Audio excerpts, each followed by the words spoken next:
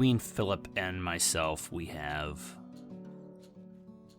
about 60, 70 years of business experience. Business planning, project planning, tons of management skills and business leadership skills.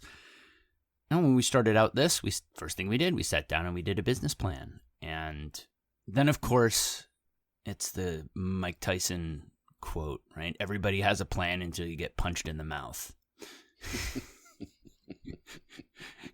The reality of running a business then comes to the forefront, and all of a sudden you're then in the phrase that, Philip, you use all the time that I just love, which is flying the plane while you're finishing building it. That just occurred to me as we were thinking about this week's episode, because, of course, we are in episode 21 of the Valuability Podcast, Working with Educators and Connecting with Community, Part 2. We got into our conversation with David Adler and realized that we had so much good info that we had to do 2 episodes instead of 1. So we're now backpedaling and reworking things here to make this a 2-part series.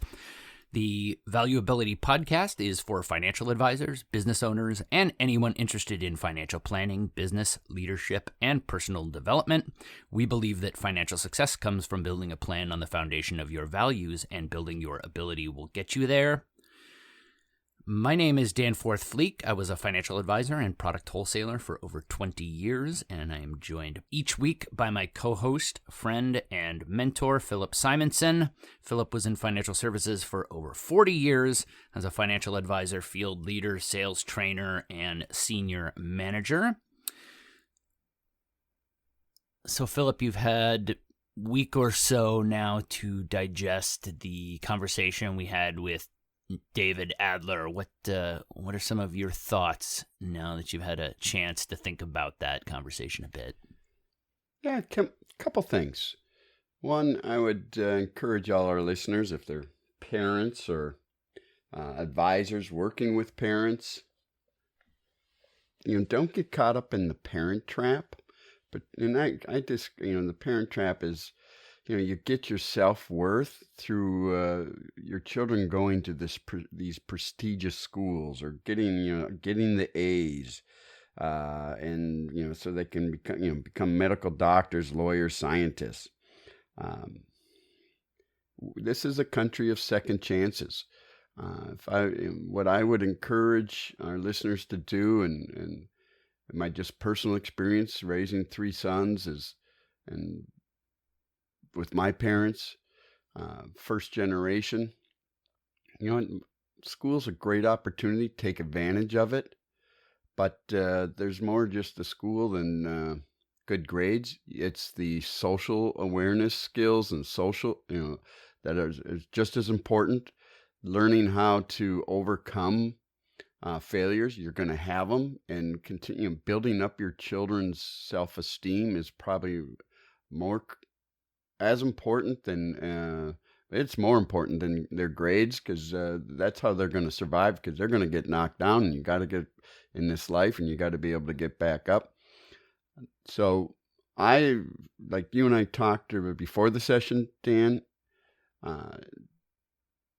when we've hired people before, and we've said this, you're born with talent. You might be good in math, you might be good in music, the arts, etc. That's your DNA. Then there's the skills. Those are the things that are honed, and hopefully your schools will do that. And then there's the decision making. But I loved what you said, Dan, is that if whatever your child, if he or she demonstrates and a strong vocation towards the arts, let them go there, because let them follow their passion. And David will, and he'll share some of the strengths, some of the strengths of what our school systems are doing well, and some things that we could all be doing better. So look forward to this next session with David. I'll follow on that and say, No, I was extremely lucky from the standpoint that I ended up going to a college where I had the opportunity to study something that I was passionate about. And that was actually accidental. I went to the school because they gave me a lot of financial aid, and I didn't have a lot of resources at that point. My mother was unemployed. My dad had retired, and I had a set amount of money that I could spend. And they gave me a great package, and so that's where I went. But it turned out that the head of the theater department was at that school was the father of one of my high school classmates, and so he knew me, and he let me do things that otherwise I wouldn't have been able to do in terms of taking classes that I needed certain prerequisites for. And as I said to you before we started, had I not had that passion, my major was German, but I spent an inordinate amount of time taking some theater classes and being in plays. And had I not had that passion, I just would have been marking time. Like, I just would have been, David mentions it in our conversation, the kids that show up on time, turn in their schoolwork and just check all the boxes, but don't really learn anything. I took an entire course on Kierkegaard. I don't know that I can spell his name right now. Something about the spirit is the self is the spirit is the, I don't know, I can't remember. Anyway, I did know enough to invoke it in a heated debate I was having with a friend of mine, and his response was Kierkegaard Schmierkegaard, which at this point is about what I think about him. So with that, we will transition into letting you know that you can find our podcast on Apple Podcasts, Spotify, Stitcher, TuneIn, wherever you find your podcasts, we should be there. You can also find us on our YouTube channel. Search Value-Ability on YouTube to find us there. You can also find us on our website, value-ability.com. Click on the episodes tab and our episodes player is there. Wherever you find us, please like, review, subscribe, and share. Right now, please just share. Let everyone you know. If you like our content and you're listening to us on a regular basis, let people know about us. It will help us out a ton. You can follow us on Twitter and Instagram at value_ability, or our accounts on both of those platforms. And then on Facebook, you can find us. Search at Value-Ability, all one word, on Facebook to find us there. So we will continue now our conversation with David Adler, the second half of our conversation with David Adler of Recontext Data Solutions, an education consulting firm. Be sure to check out the first half of our conversation. If you haven't, check out episode 20 for the first half of this conversation. This half does stand on its own, so you can listen to it if you haven't listened to the previous episode, but does have some context that would be helpful, so go back and check that out. So we will join the second half of our conversation with David.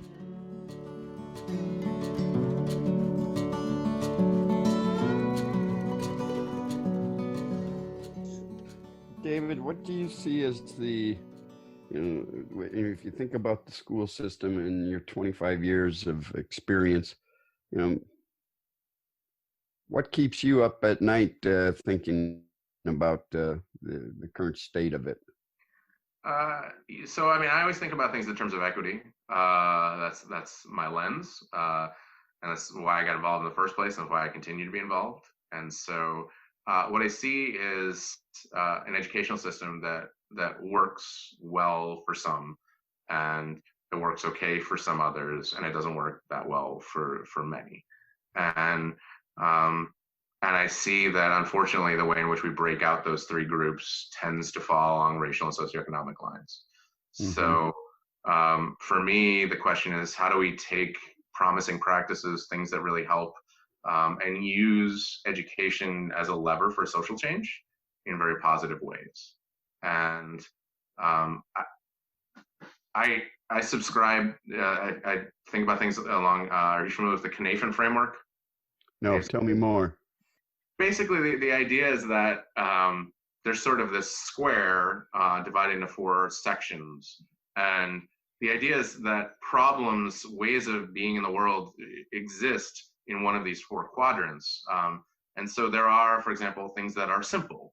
And simple things are defined as essentially those for which there is an input and there's an output, and there's a simple enough relationship to be understood that if you make changes in the input, you can predict the changes in the output.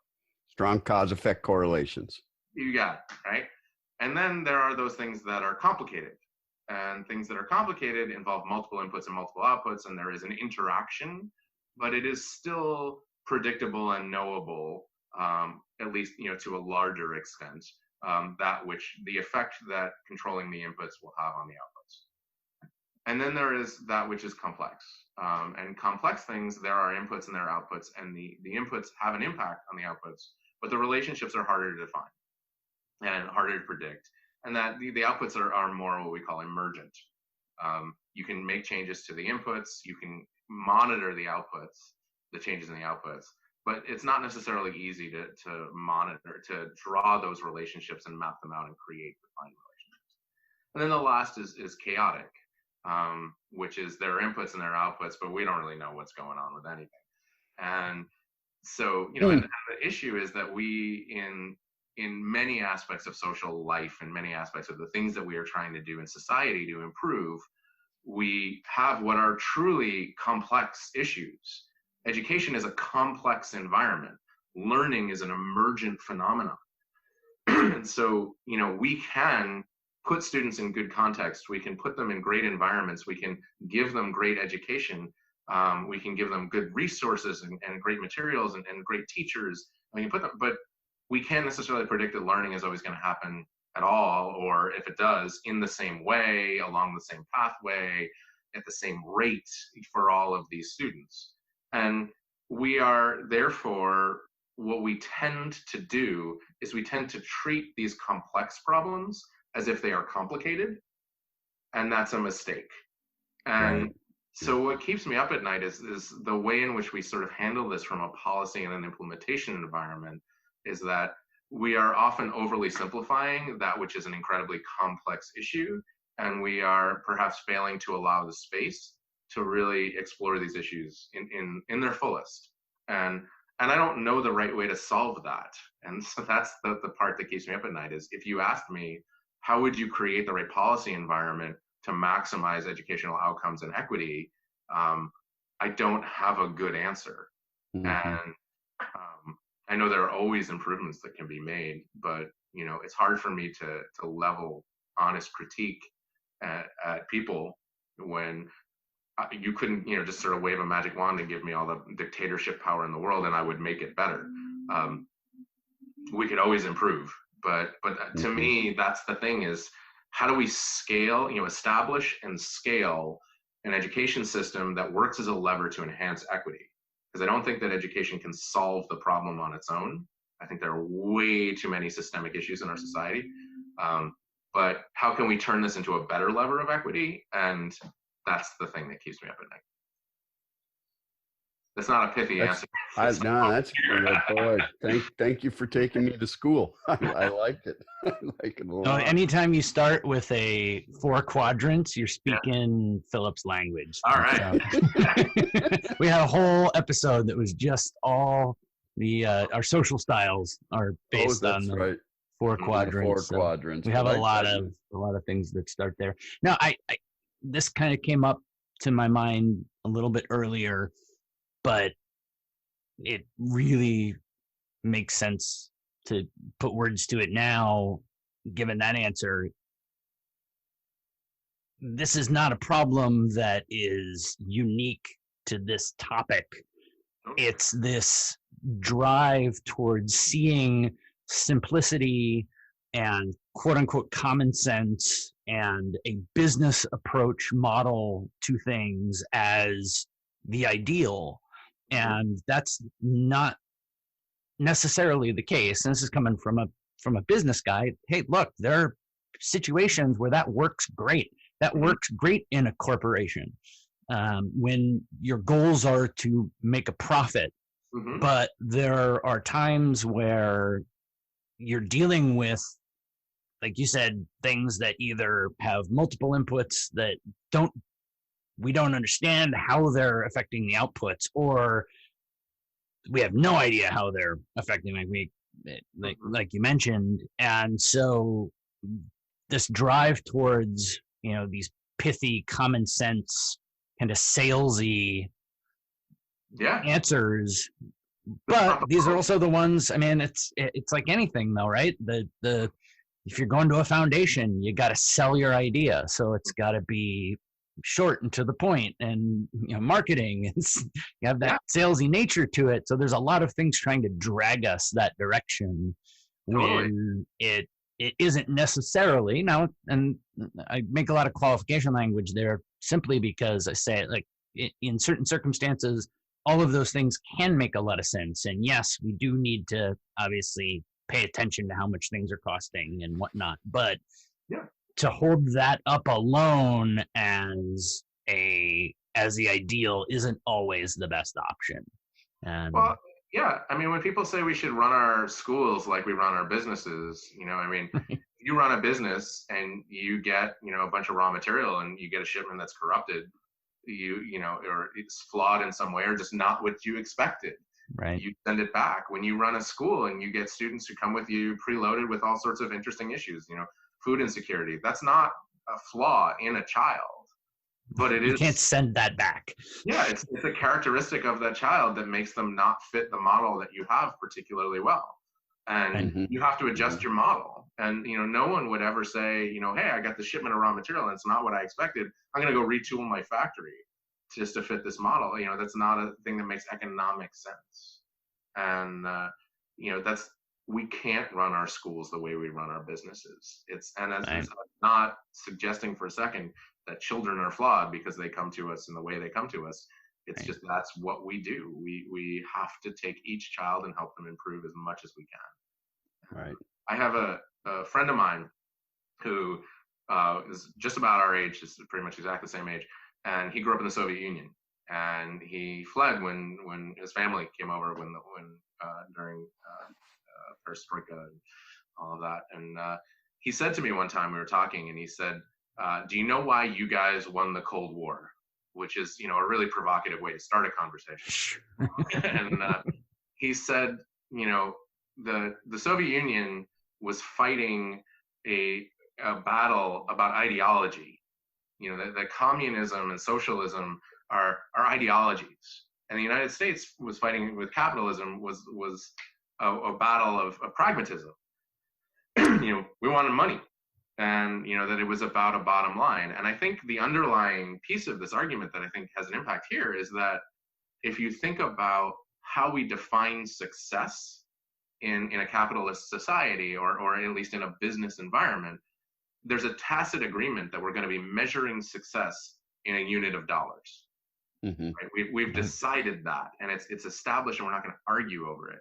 But when you talk about trying to enhance a social good, when you're talking about trying to take on a social issue of any kind, we haven't established what the metric is. We don't know how we're measuring success. We don't even necessarily agree on what we are measuring as a successful outcome. And so that can lead to a lot of arguments and conversations that need to take place. And this is one of the issues we have with data. What are we tracking? What are we measuring? How are we figuring out what success means before we even establish standards about how much it's going to cost, or what are acceptable inefficiencies? We need to figure out what the outcomes are and how we're measuring them. Is going to college success? Yeah, exactly. And you would assume, yes, of course it is, but not necessarily. Well, and not necessarily, including, is going to college enough? What's the high school's responsibility in ensuring that a student is well prepared and has enough that they will finish college?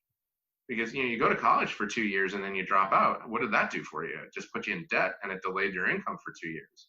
So, are we preparing students not only who can go to college, but be successful there? And, how fair is that of a metric? And, there's a lot. It's a very complicated or perhaps complex environment. Absolutely. And I think, just like from starting in the home, which, I love, like you said, sometimes you get your business now, you get a raw material, and it's not the child, making that analogy, for a lot of our children in the inner city and I mean, they don't have the support at home where to build healthy self-esteem, so that when you get setbacks in life, you have the tenacity to work through it. And studies have been shown as well. I don't know if you've ever read The Millionaire's Mind or The Millionaire Next Door. Well, what they took out of they couldn't tell you what their SAT or the ACT, most 90% of the millionaires, they couldn't tell you that. Most of them were, I think 70-some% were C students. They college graduates. When they did it was a 2.9 average. But the number three things that they took away from the school system was and they learned throughout was the tenacity, not to give up, social skills, learning how to get along with other people, and the discipline of what education to actually finish, to be able to manage their time and work it through to get to a successful outcome. And I just, I think so often as parents, we often don't do a good job just, helping our children, build that healthy self-esteem so that they can, what I've learned in my life is that the great equalizer, if you live long enough, is suffering. Everyone is going to suffer. And then how do you cope? When you got hell on earth, how do you get through it? And I guess my point with this is, is there, school systems, as teachers, how can, in helping teachers, how, do we do a good job at building up our children's self-esteem, where it isn't just have to be, you have to be good at the math, you have to, you learning some of these other skill sets besides just the academics, the creativity, the music, the arts, all those things come into play. Yeah. No, I think that's absolutely right. There's a movement in some schools right now in what's called proficiency-based, and it's particularly popular in New England. State of Vermont is now graduating students based on proficiencies. There are entire portions of Maine that are doing this. But the idea is that it's the elimination of what's called Carnegie units. We all went to school and you got, a certain number of credits for math and credits for English, and you graduated when you achieved enough credits in enough things, right? And that's called a Carnegie unit. So, it's like writing a 10-page paper, like just fill up the pages. Fill the page, right? So you took 3 years of math, right? And it had to at least include this. And you took 2 years of a foreign language, and those things. So can you add? Yeah. Well, but I mean, it's not necessarily based on that's the question. Right. Is the proficiency-based movement is can you do a skill and defining what those skills are? And one of the interesting byproducts of the proficiency-based movement is this idea of the separation of what are called habits of work from actual proficiencies, because we very much reward in schools students who have school-based habits, kids who can sit still, they can pay attention, they know how to raise their hand to ask a question, right? They hand in their homework on time, and that often this is an enormous percentage of what a student's grade is. And you can have students who really haven't learned very much at all, and that's a school failing a child by accepting a behavior as evidence. A lot of them are in middle management in this country right now. Well, right. So I mean, what you're talking about, though, is this idea of how do we educate more holistically, and how do we stress these skills is one of these ways is to say what are the habits that we want to see students have, what are, and to define those explicitly, but also to separate them out and be able to recognize that is different and also equally important. I think it's really hard also that, as you say, a lot of that comes in the home, and comes with the basis that students have at home, and schools don't necessarily have a lot of control over that, the home life, the community life, and it's very difficult for a lot of students. How do we help them achieve those things? How do we help move them forward as best we can? And that's the the $1 billion question in education is how do you take a kid from where they are to where you hope you want them to be, and get them as far down that path as you can. Right. I will preface this comment with saying I had just about every possible advantage in the world. Okay. Stable home life, parents that told me I was great, access to education. I lived overseas when I was young. I mean, I had zero hurdles. However, when I came back from England, I was in third grade. And for the first half of that year, I was very much an outsider because I had adopted an English accent in the 2 years that I was in England. And that also, I joined mid-year, the school year. And so I was very much an outsider. And just that one hurdle made it virtually impossible for me to learn. I got nothing out of that year because I was just focused on the social impact of what was going on around me, who liked me, who didn't like me. Mm-hmm. And so, understanding that topic of,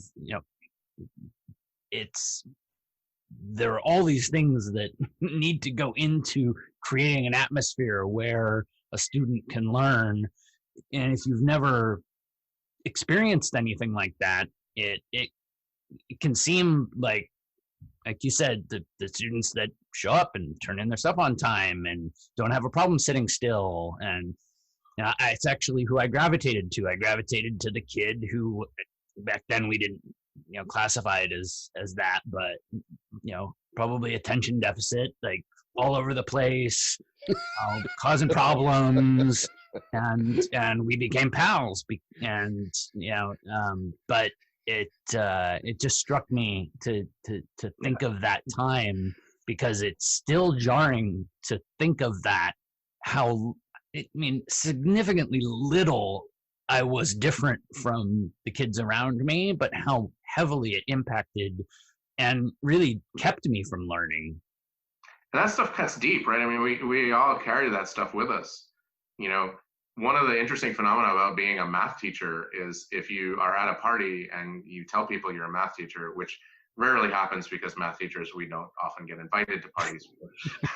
If you are, you don't go. But the rare occurrence that it actually happens, you tell people, well, what do you do? I'm a math teacher. And like the stories, the emotion that comes out about, I used to love math. And then, right. And like, when you tell people you're involved in education, and everybody's got stories like that about, this stuff cuts deep. School is an intense emotional experience for nearly everybody.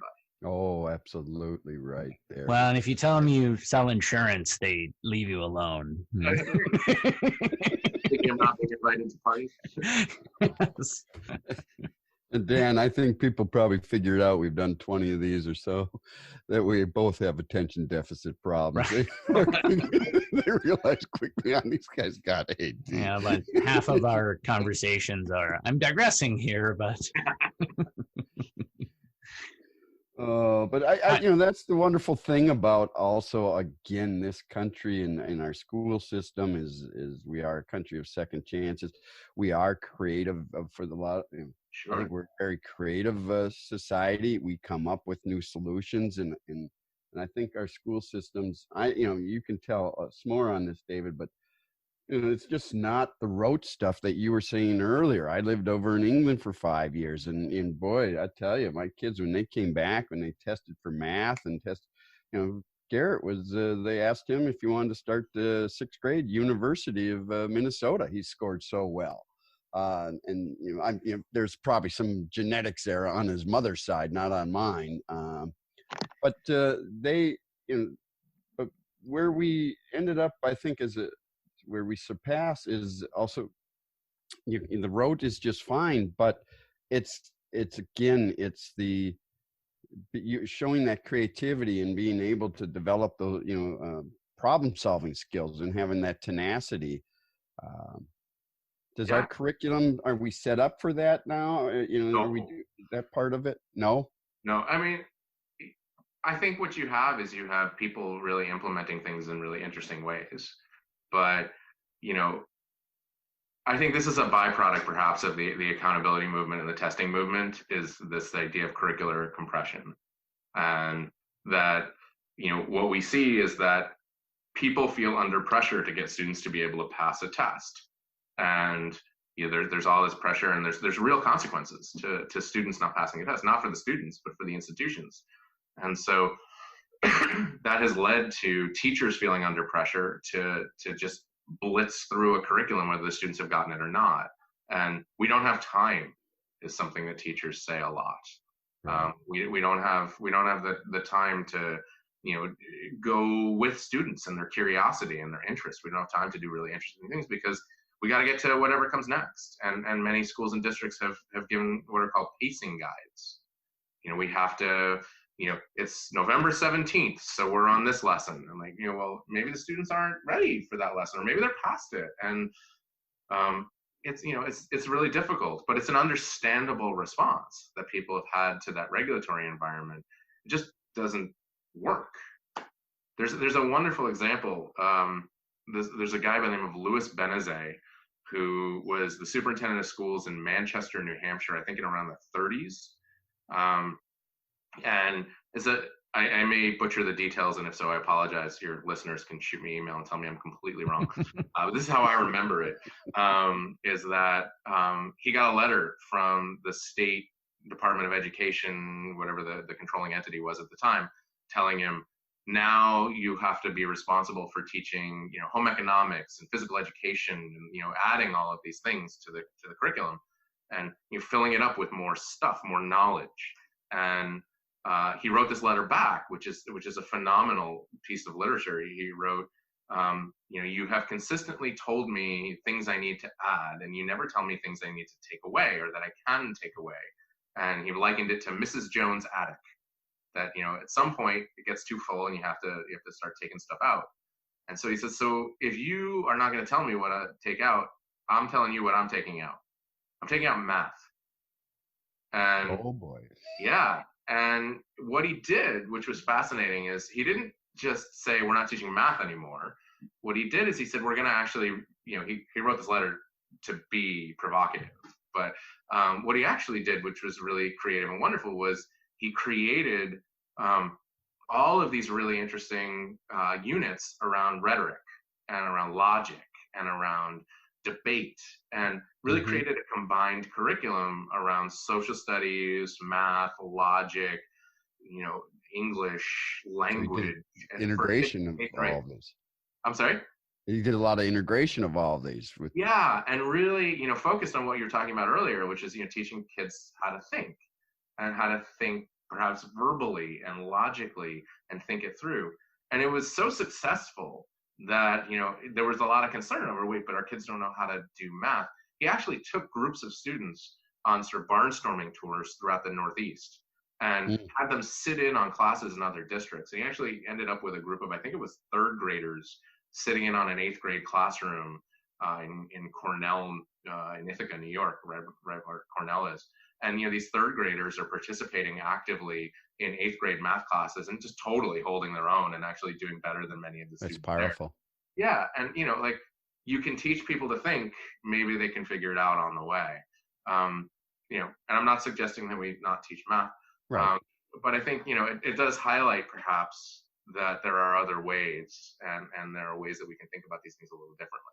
Well, we've talked about it on our podcast previously. We talked about the steps towards mastery, and that first step is you just have to do it, right? So there is a point at which you just need to get in and do the thing that you're trying to learn, and then later you process and start to add layers and can add other things. But there is some rote, just, hey, do this, and people start to figure it out from there. So there is benefit to that. It's a question of it, the days of having to memorize large tracts of things for virtually no reason, right?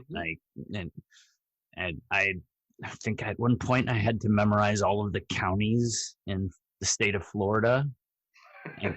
That served you well, didn't it? Right. Where did that go? No.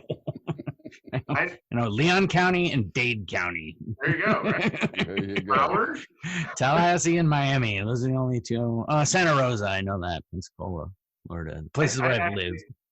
I did this one time. I was curriculum director for a school district, and we had a lot of public comment about the curriculum and changes we were making, and things we were trying to do instructionally that are sort of aligned to what we're talking about here, and big public uproar. And so I actually held a public meeting, and I invited people to come. And one of the things I did was I did a Kahoot. I don't know if you guys know Kahoot. It's just a really simple app where like you can set up a quiz or a test, and you can give people like a web page, and they can do it on their phone. Okay. And it's like bar trivia, basically. Sure. Right, or pub trivia. Yeah, totally, right. Pub night. So, I like it. yeah, and so like what I did is I set up 10 to 20 questions that were from the traditional curriculum that people had been all gone through, and I just asked the entire audience, can you go through and like just take these questions? This is stuff that you're all supposed to know. And each question said, this is from 3rd grade social studies. This is from 5th grade math. And really, really simple questions that you can answer in 10 seconds. And the average participant in the audience had something like a 20%. And I said, if we're arguing for this curriculum that you've all been through, and like every person in this room has been through that school system, and you don't know the stuff, can we say that maybe it's not working well? At least have a discussion about it. Yeah, like let's just talk about it. Maybe there's a different way, because like this was real important when you were in 3rd grade. You really had to know all the counties in Florida, and now you don't. Now, all of the presidents in order, the stuff now, and like memorization. I memorized tons of stuff for theater and all kinds of things. Reasons why being able to memorize something is okay, but it's not. It's a great skill to have. I still don't know what 8 times 7 is, man. 56, but I got to tell you, I thank Mr. Leverance for that and those timetables. I still think it was one of the best things that came out of 6th grade for me. Yeah, I put them between my legs on a piece of paper. I traded for the social studies. I traded my math for social studies when I was in 4th grade. The guy next to me, I liked the long form answers, believe it or not. Yeah. But like to be able to construct an argument, to be able to, right. I mean, that's the takeaway, right? And I think, having the capacity to memorize things is really important, and having the ability to recall information is super important. But, where's the content? Where's the relevance? Right. So. And to be fair, half of the social studies questions were recopying the question and then comma because. Yeah. That's the reason why the kid next to me didn't like to do it, just because he didn't want to have to copy the entire question over again. No, I'll do that. Yeah. As long as I don't have to do math. And now we're all carrying around this little device where you can do any kind of calculation you want. You can list of presidents. What are they doing? I mean, And you don't even have to type. You can literally just ask it. Yeah. Yeah. Well, that just evolution, of course, and overall, I'd say as a society, man, the human race, we keep progressing, and it's not perfect, but we seem to things seem to turn out okay. But cursive, we had to learn cursive. I don't know if they're I don't think they're teaching cursive anymore. And that little thing in your hand, do they really need to? Yeah, you can. The English language, you've got a whole different language now with texting. Yeah, well, and I mean, I think it's a legitimate question also to ask, even if people have to sign their name. I mean, the only argument I've ever heard for teaching cursive is, well, people have to know how to sign their name. But, this question of how much time does it take to teach someone a skill, and how applicable is it in reality, and how easy it is to accommodate for not having that skill? Like, these need to be parts of those conversations. I love hearing that we're having even those conversations. That's wonderful. We're over a little over an hour here, and David, I'm just grateful for you, having this hour with you and being able to spend this time and learn and ask silly questions and hopefully some good questions along the way. But shameless plug, David. If our listeners wanted to reach out to you, and you're doing consulting now, can you tell us a little bit about what your work looks like and how you're taking your skills and your knowledge and applying it to the day-to-day world? Yeah, sure. So we work with clients from across the spectrum. We work with schools and districts that want to talk about improvement or adaptation or any sort of administrative questions. A lot of it's related to setting up data systems or understanding what their data says. We also work with mission-driven organizations around establishing a theory of change, and more specifically, how do I measure that and set myself up for the infrastructure to be able to accurately measure what it is that I'm trying to achieve. We also work with businesses, both nonprofit and for-profit, around what's the data you have available and how can you use it to help you be more effective, more efficient, really help you to enhance your operations in any way. So the name of the business is Recontext Data Solutions. Our website is recontextsolutions.com. So anyone can find me through that. You'll find an email address there as well, and you can email me and tell me all the factual errors I've made and discussing all the story. Well, and also you could reach out to us. We actually just got a new email address last night. So info@value-ability.com. Again, that's info@value-ability.com. If you want to get in touch with David, you can also reach out to us and I can get you in touch with him. But otherwise, I want to say thank you so much for spending the time with us. It was awesome. And thanks for being our first guest and helping us learn how we will work through this new adventure. It was awesome. Once you guys fix everything, please let me know. We will let you know when the episode is up and you can hear all the magic. All right. I once heard, David, you might know who said this, discovery. If Fred Mandel taught it to me, and Fred, I think he taught at Harvard and it's got his PhD, but he said, discovery is seeing things that others have seen, but thinking things others have not thought. I thought that's, thank you for the discovery that you've given us and our audience over the last hour. It's very powerful. Well, thanks, guys. This has been super fun. Awesome. All right. Cheers, man. Cool, man. Thank you so much. My pleasure. Anytime.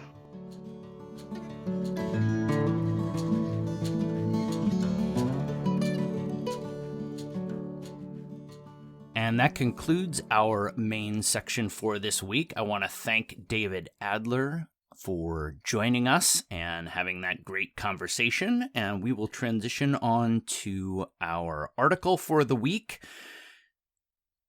Our article this week I found on the webpage of a financial advisor that I follow on Twitter, and it is called Faith in Finance.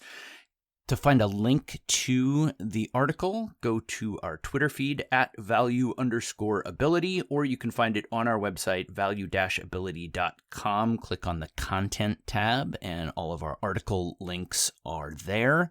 Also, I will post it on our Facebook page @valueability, all one word, on Facebook. So, Philip, I, for years, was closet atheist pretending to be an agnostic. However, unlike many atheists, I have a great deal of respect for people with strong faith. Mm-hmm. And I shouldn't say that many atheists have respect for people with strong faith, but there's some that don't. And I just love this article because it ties back to a message that, regardless of what your opinion is on faith, it ties back to our central message of your values are core. And for people of faith, that ties directly to their religion and their faith. Agreed, Dan. I paused there because this article, great article, by the way, stirred up a lot of emotions for me. First one, as I'm thinking about it, as a young child, we talked about money in our family. Money was not seen as evil. money, as it just says in the article, it was a tool, and it was a tool to allow you, to purchase things. We also had learned early on, I can recall, in our school system, we had this, our passbook savings account, and you'd put, we'd actually go to the bank, and you'd give them your passbook savings account, and they would stamp it, and you put 10 cents in. My mom would, walk me up there every week, and we'd see that thing grow. They gave me money, that you had your own little envelope, and every Sunday you would put money in. You were taught to give forward. And used to hear people say, the other one thing that this caused me to think about is where I would hear, look, you can see that that person inherited that money, or they won the lotto. Yeah, money's just the root of all evil. Look at what it caused them to do. And I finally said, whoa, stop, time out. That money isn't the root of all evil here. I would suggest to you that person, who got that boatload of money, they just got to where they're going a lot faster because of that money. Because they had, personally, their values, as you said, Dan, were not aligned with their goals and their decision making. And that's ultimately what this comes down to. For me, you figure out what your top 5 values are. As I've shared on this before, mine are integrity, and it's family, and that's being a good husband, and being a good father, and then father-in-law and grandfather now, and then it's my spirituality piece. Then it's my create meaningful work and meaningful relationships, and then of course it's health. But boy, if I've got those top 5 values, and then I align those to my goals, and then when I'm making big decisions, I'm going to be in better alignment of making good decisions. That's going to help me sustain optimal performance. The statistics in here, the average U.S. household carries $5,700 credit card debt. 39% of the Americans, have enough money to cover just $1,000 worth of emergency. That's staggering. It's sad, but we've talked as well about this, Dan. Is that we learned it was the 70-20-10 rule, and the 10% to tithing. My mom would joke, and my mom was we certainly tithed in our family, but tithing just wasn't all about money. It was also about giving your resources, and that's your time and your talents. And if you don't have the money, you give that way to give forward, because you can't give back. And I like, but you can give forward, and you give forward with either your time, your money, or your talents. And so, it raised a lot of good, good emotions for me. And I'm glad I was raised in a family where we could talk about money. We didn't see it as evil. It was like, you need oxygen to breathe, you need money to live. And ultimately it gets to this environmental, social, and governance type of investing. I think people vote with their back pocketbook. The more the socially investing is a good thing. It's not the cure-all to all. There's other things that you have to also make better decisions on, again, with your, not just your money, but with your time and your resources, and how you make your community better. So I thought it was very good. What's your thoughts, Dan? Yeah, the first thing that came to mind was that the opening, the author tells a little story about when she was 17 and a conversation going on about money, and that she was taught not to talk about it. And my first reaction to that was that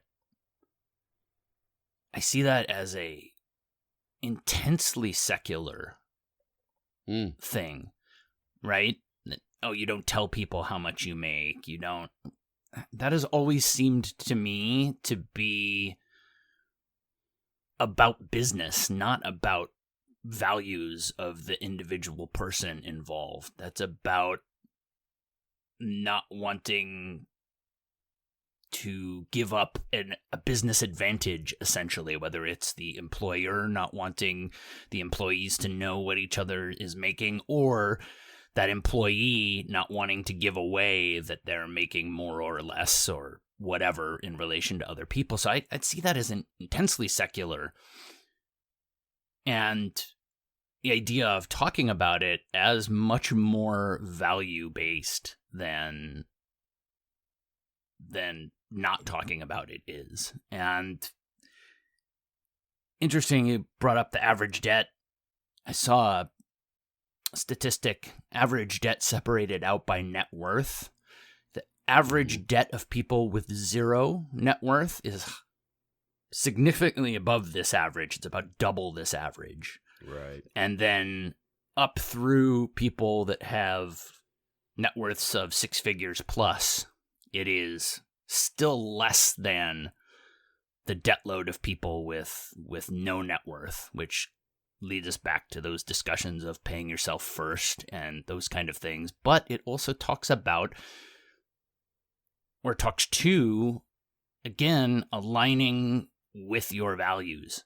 You know, if you're talking about money, if you're discussing it with the people in your life, if you're having those conversations, it leads you to focusing your goals around your values and attaching those to, you know, whether you are a person of faith or just a person of morality, as I am, wherever you draw those values from,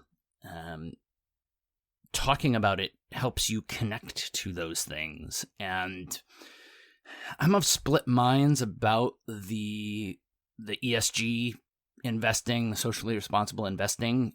On the one hand, I think, hey, great, if that's what you want to do, awesome. But on the other hand, I see it as a little bit of a symptom of what I think of as our outsourcing culture, right? Oh, I want to be socially responsible, so I'm just going to outsource that to my portfolio manager. And right. It doesn't drive then an actual connection necessarily to your values. And so I see it somewhat as a crutch for some people to say, oh yeah, I'm just going to put my money in these ESG funds and it's going to make me feel better. Rather than what I think this author is doing, which is saying, hey, look, these, again, just like you've mentioned with money, it's a great tool to help you align your values with everything else, but there's so much more that goes into it. And like as you said, my family, we did talk about money. The things I learned from my dad were not always the most ethical. and as you know, when we first met, I had a few things built in around how I treated money that I needed to address, and I did. Now, first and foremost of that is always being truthful about it. And I wasn't taught that growing up necessarily. But I did also get to see in some of those relationships how not realizing where money's level of importance impacts the people around you. When you make money the most important thing, it really negatively impacts your relationships. And I definitely saw that as a child and was able to realize that, hey, I needed to find a different way. And luckily I ran into you and went down a better road than what I probably would have been on. So any last thoughts before we wrap up? No, good. Good article. Again, thank you for bringing it to our attention. I think how many podcasts now? 20. That's it. Yeah. Yeah, and that's great. And a lot of these articles, I find myself coming back kind of the same principles that we talked about, and that is learning how to live with delayed gratification, learning how to use money to achieve what it is you want for yourself. And I'll leave people with this thought, Dan, that you triggered for me, is that you respect people and you use money. When people get it wrong, and when I've had to step them down in this industry, and I've had to do too many of those, it's when they've got it reversed. They start using people and they start respecting money. Absolutely. And it leads right into that saying that both of us have mentioned multiple times, which is all of these concepts are simple in concept, but not necessarily easy in application, right? Like, none of this is rocket science, but it bears repeating, and that's why you see these consistent themes in all of these articles, is that this is what is working for people to build financial futures. We say it in our tagline, building a plan on the foundation of your values is the key to building that successful plan. So that brings us to the end of the episode for this week. If you have topics that you would like us to cover or any questions for us, reach out to us on our Twitter account at @value_ability. That's really the best way to get in touch with us. And while you're there, give us a follow. That would be awesome.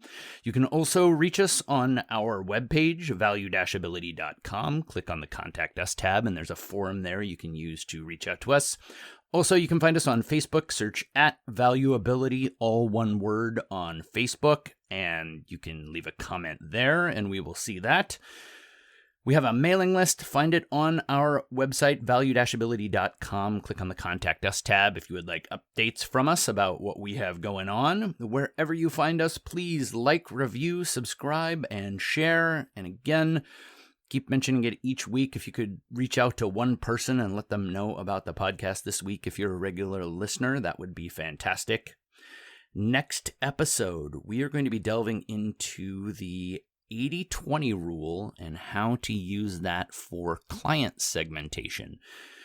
Now, this works very well in the financial services industry, but it does work in just about every other industry as well in terms of segmenting your clients. So check back with us, and we will be delving into that topic in our next episode.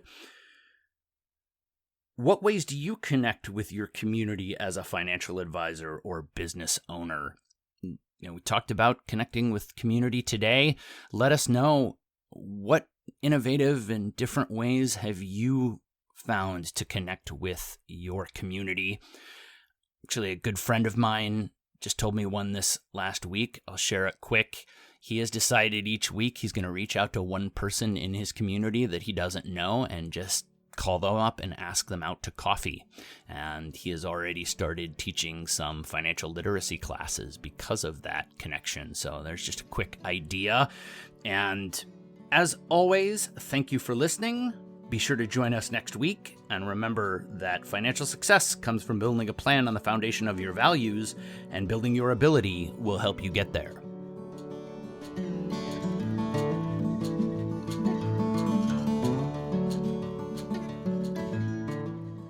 This is a podcast collaboration, not a peer-reviewed journal or a sponsored publication. We make no representations as to accuracy, completeness, correctness, suitability, or validity of any information in this podcast, and will not be liable for any errors, omissions, or delays in this information, or any losses, injuries, or damages arising from its display or use. All information is provided on an as-is basis. It is the listener's responsibility to verify their own facts. You should be aware of the real risk of loss in following any strategy or investment discussed on this podcast. Strategies or investments discussed may fluctuate in price or value. Investors may get back less than invested. Investments or strategies mentioned on this podcast may not be suitable for you. This material does not take into account your particular investment objectives, financial situation, or needs, and is not intended as recommendations appropriate for you. You must make an independent decision regarding investments or strategies mentioned on this podcast. Before acting on information on this podcast, you should consider whether it is suitable for your particular circumstances, and strongly consider seeking advice from your own financial or investment advisor.